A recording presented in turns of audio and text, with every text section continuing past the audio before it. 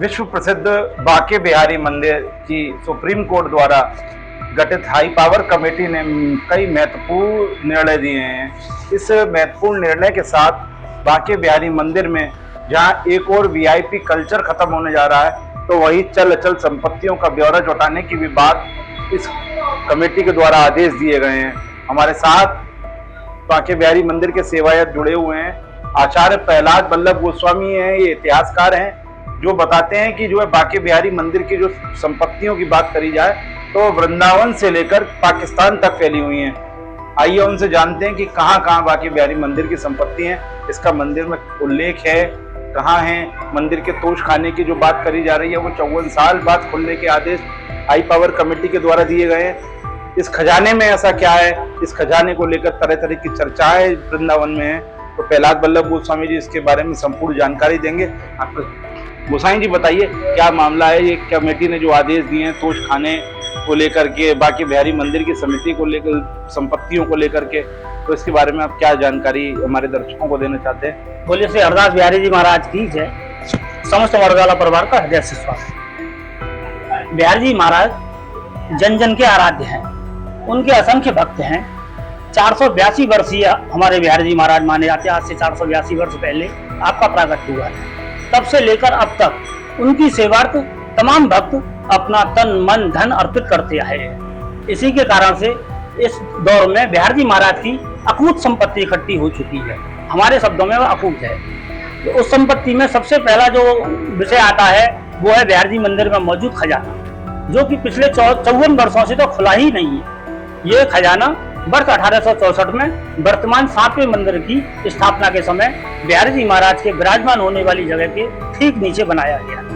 20 by 30 का ये तहखाना है और इसमें मोरनी का हार, कलश में भरे हुए नवरत्न, सहस्त्रफनी, रजत शेषनाग आदि तो विशेष रूप से उसी दिन विराजमान किए गए थे। उसके साथ साथ शहीद रूपानंद जी महाराज, मोहनलाल जी महाराज की स्मृति पत्र, अन्य राजाओं द्वारा मोहरा की सनद, जिन संदों में हमको दान पत्र दिए गए थे, उल्लेख किए गए थे कि ये जमीन, भूमि, भवन, मकान, जमीन जायदाद बिहारी जी महाराज की सेवार्थ है। उन्हीं पूर्वजों के बताए आधार पर जो जो जमीन हमें दान में मिली है, उस उल्लेख के आधार पर जहाँ पर बिहारी जी वर्तमान में विराजमान है, ये जगह तो इनकी है ही, 7वीं बार यहाँ बैठे हैं। इससे पहले ठाकुर जी महाराज श्री निधवन राज में विराजमान थे।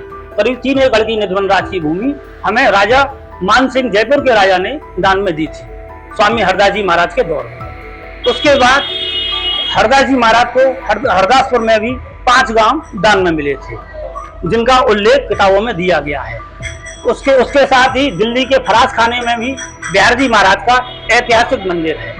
इससे पूर्व तत्कालीन संयुक्त भारत, जिसे कि अब आम बोलचाल की भाषा में हम लोग पाकिस्तान कहते हैं, उसमें मुल्तान जिले के अंतर्गत एक ग्राम था उच्चग्राम, वहां पर हमारे पूर्वजों की हवेली और एक मंदिर है। उसके बाद सियालकोट में हवेली और मंदिर है। उसके अलावा सक्कर सिंध में एक मंदिर है।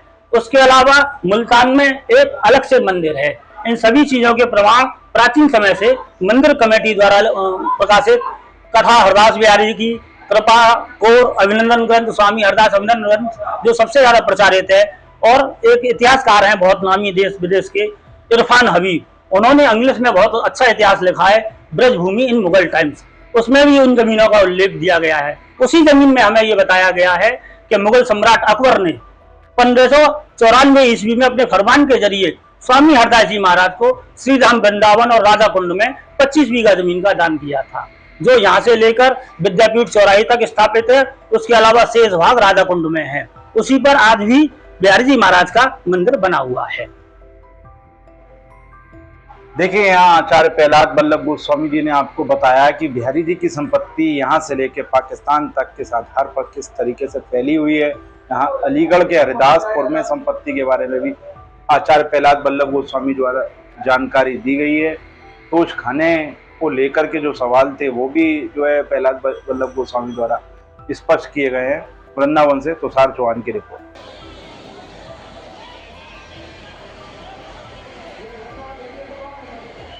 अगर आप ये वीडियो YouTube पर देख रहे हैं तो हमारे चैनल को सब्सक्राइब करें और बेल आइकन को दबाना ना भूलें। अगर आप Facebook पर ये वीडियो देख रहे हैं तो हमारे पेज को लाइक करें।